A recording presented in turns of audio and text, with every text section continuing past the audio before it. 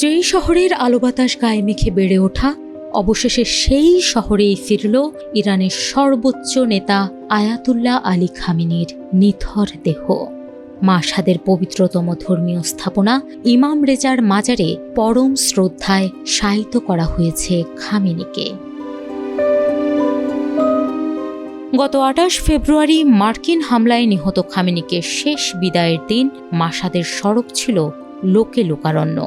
খামেনির দেহ বহনকারী ট্রাকের দুই পাশে সাদা পাগড়ি পরে হেঁটেছেন আলেমরা, আর কালো পোশাক পরিহিত লাখো ইরানিদের কারো হাতে খামেনির ছবি, কারো হাতে ইরানের পতাকা। কেউ বা লিখে এনেছেন বিপ্লবী স্লোগান সংবলিত প্লেকার্ড। তবে সবার কণ্ঠেই ছিল প্রতিশোধের ধ্বনি। মার্কিন প্রেসিডেন্ট ডোনাল্ড ট্রাম্পের ওপর প্রতিশোধ নেওয়ার দাবিতে স্লোগানে মুখর ছিল খামেনির শেষ বিদায়ের আনুষ্ঠানিকতা। আমরা সর্বোচ্চ নেতার রক্তের কসম খেয়ে বলছি, ট্রাম্প, আমরা তোমাকে হত্যা করব। চিৎকার করে এমন প্রতিজ্ঞা করেছে লাখো ইরানি।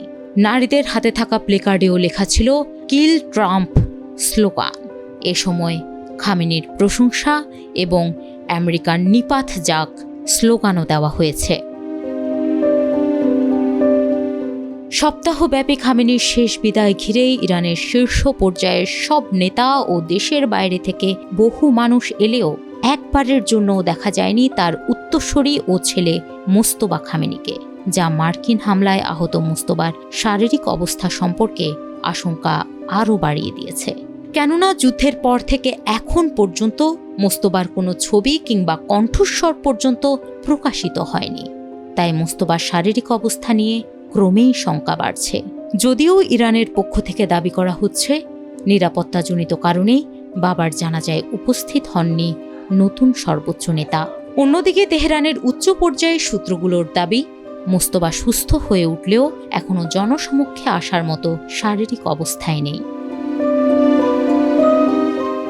এদিকে শোকের আবহের মাঝেই ফের সংঘাতে জড়িয়েছে দুই পক্ষ।